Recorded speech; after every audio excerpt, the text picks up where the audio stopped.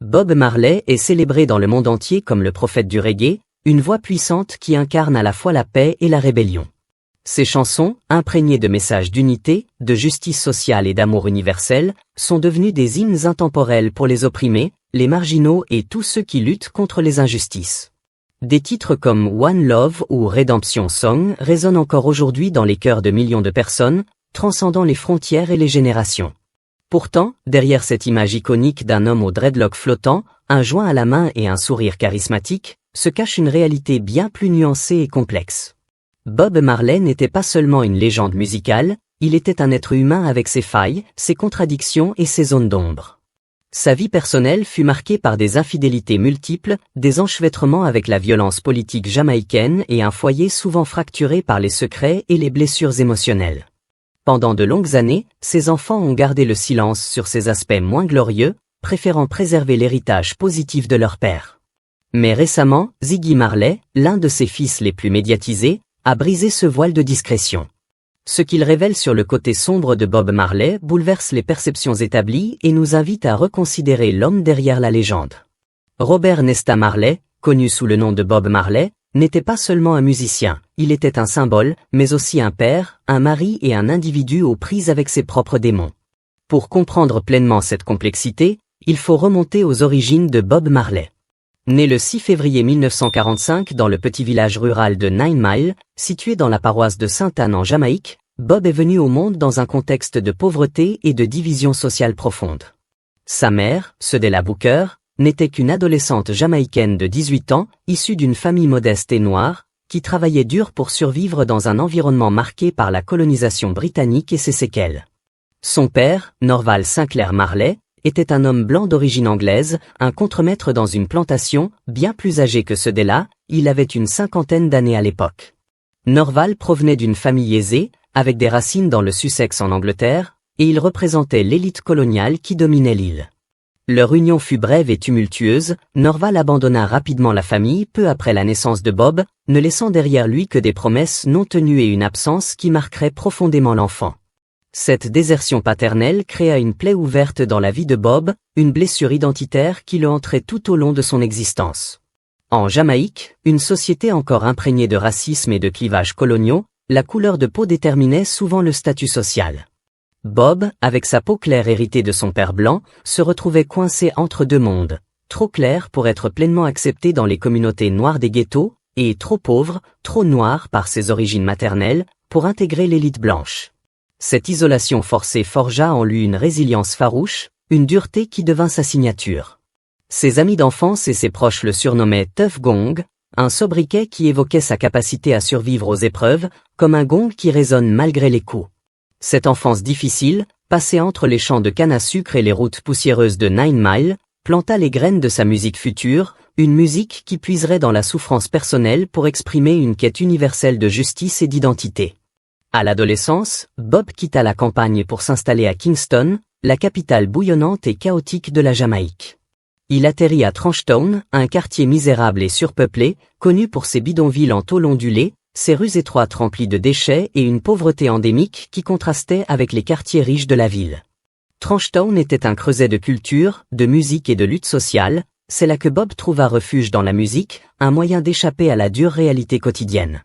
Il y rencontra Bunny Weller, de son vrai nom Neville Livingston, et Peter Tosh, deux jeunes talents partageant sa passion pour le rhythm and blues américain, le ska et les premiers sons du reggae naissant.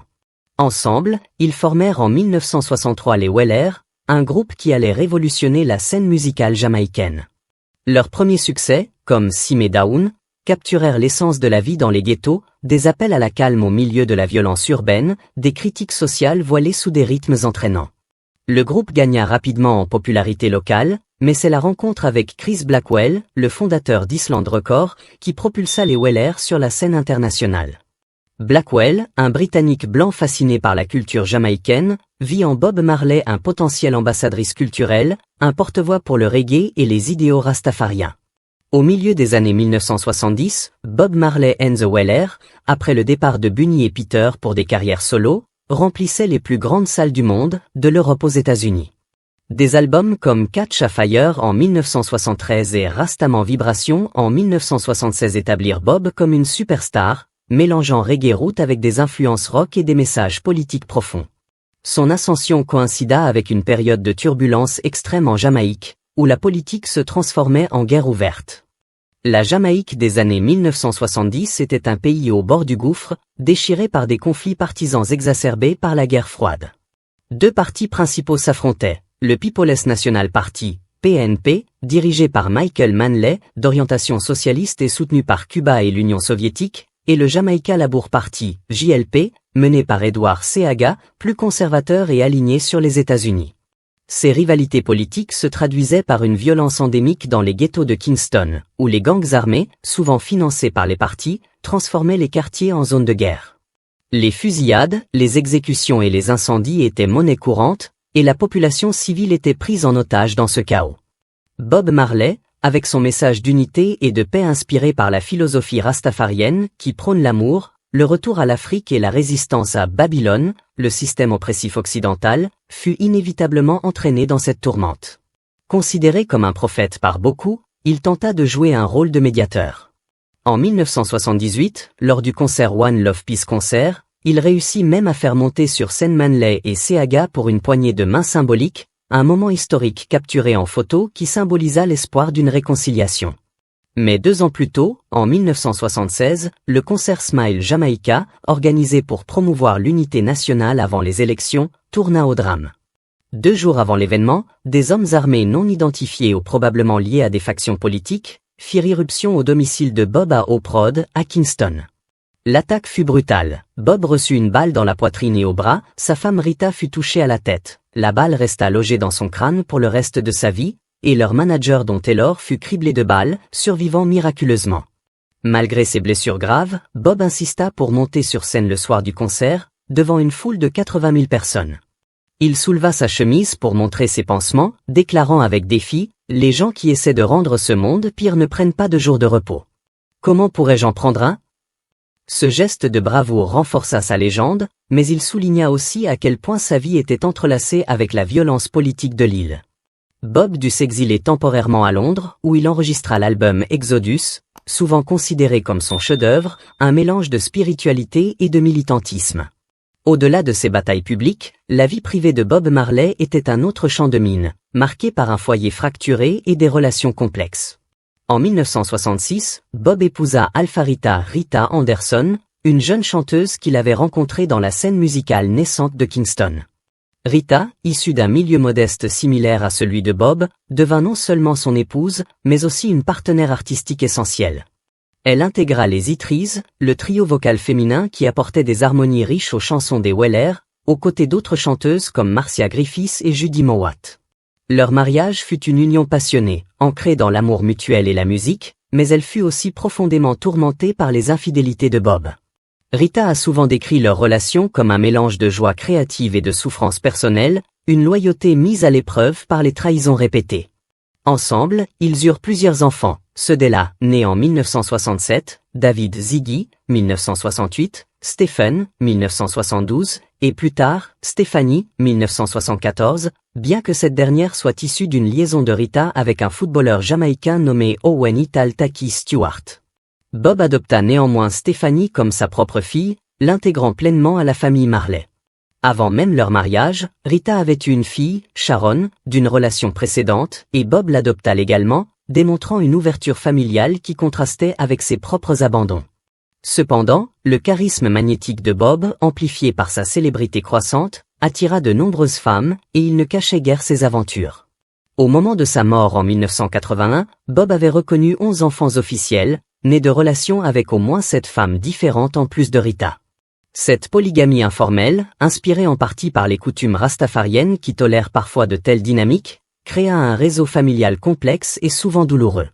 Parmi ces enfants extérieurs, plusieurs ont marqué l'histoire de la famille Marley. Par exemple, Robert Robbie Marley, né en 1972 de Pat Williams, une femme jamaïcaine rencontrée dans les cercles musicaux. Robbie grandit en partie loin du foyer principal, mais il maintint des liens avec ses demi-frères et sœurs, devenant plus tard un entrepreneur discret. La même année, Janet Hunt donna naissance à Rohan Marley, qui devint un footballeur professionnel et un homme d'affaires, connu pour sa longue relation avec la chanteuse Lauryn Hill, avec qui il eut 5 enfants. Rohan incarna une branche plus athlétique et entrepreneuriale de l'héritage Marley, fondant des marques comme Marley Coffee et s'impliquant dans des causes environnementales. En 1973, Janet Bowen mit au monde Karen Marley, qui passa une partie de son enfance en Jamaïque avant de s'établir en Angleterre et de se lancer dans la mode et le design, créant sa propre ligne de vêtements inspirée par les racines rastafariennes. Julian Marley, né en 1975 de Lucy Pounder, une Britannique, suivit les pas musicaux de son père, devenant un multi-instrumentiste talentueux et un artiste reggae récompensé par un Grammy. Julian, avec son style roots profond, perpétua le message spirituel de Bob à travers des albums comme Lion in the Morning. Kimani Marley, née en 1976 d'Anita Belnavi, une championne de tennis de table jamaïcaine, s'orienta vers la musique et le cinéma, produisant des documentaires et des tracks reggae qui explorent des thèmes sociaux.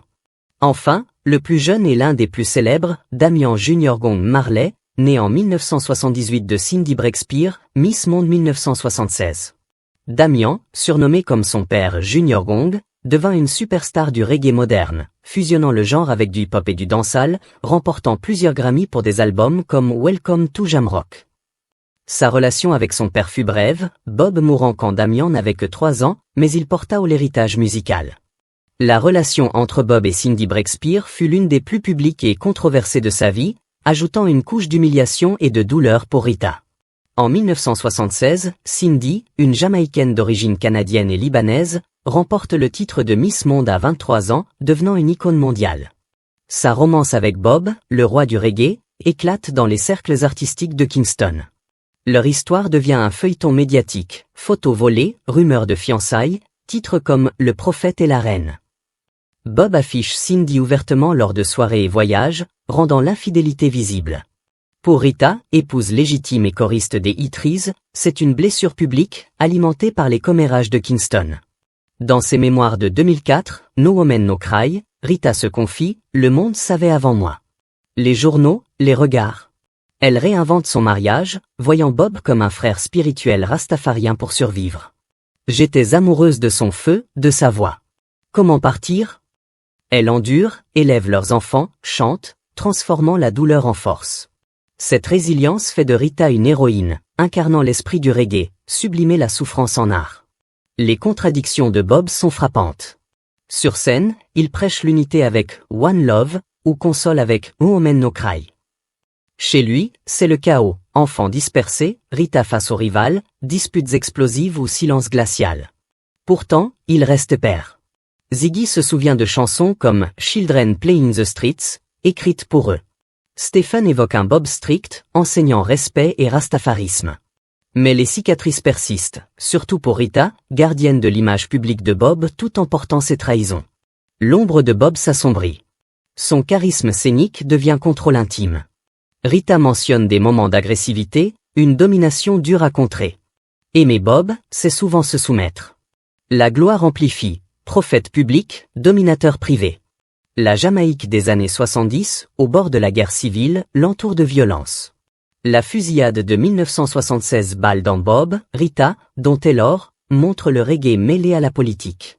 Après sa mort, Peter Tosh, 1987, Carlton Barrett, 1987, Junior Braithwaite, 1990, sont assassinés comme un héritage maudit. Politiquement, Bob déçoit. Chantre anti-Babylone, il joue au Gabon en 1980 pour le dictateur Omar Bongo. Hypocrisie pour certains, pragmatisme pour diffuser le reggae en Afrique pour d'autres. Une tache sur sa pureté. Sa tragédie culmine avec la maladie. En 1977, une blessure au football révèle un mélanome acral. Amputation refusée pour conviction rastafarienne. Cancer métastasé en 1980, cerveau, poumon, foie. Pourtant, il enregistre Praising, Redemption Song, un adieu poignant. Il meurt le 11 mai 1981 à Miami, à 36 ans. Funérailles nationales, cercueil rastafarien, foule en pleurs, enterré à 9 Mile avec guitare, Bible, ballon. Pas de testament, chaos légal. Rita signe des documents frauduleux, le gouvernement vend à Island Record. La famille récupère les droits dans les années 90. L'image de Bob devient une marque, t-shirt, café, chanvre. Ses enfants jonglent entre hommage et business. Ziggy brise le silence. Né en 1968, 12 ans à la mort de Bob, il forme les Melody Makers, gagne des Grammy. En 2024, pour le biopic One Love, il écrit dans People, « Tu me manques. Tu étais imparfait ». Il révèle une enfance chaotique, dispute parentale, Rita stoïque, Bob absent. Aîné, il protège ses siblings. Père de cet enfant, il voit Bob dans ses petits-enfants, une ironie amère. Ses derniers mots à Ziggy, en montant, emmène-moi, en descendant, ne me déçois pas. Ziggy porte ce fardeau, honorant le héros, pleurant l'homme. Bob reste immortel, hymne de liberté, symbole d'unité. Mais Ziggy dévoile les fissures, un père inspirant des nations, blessant les siens.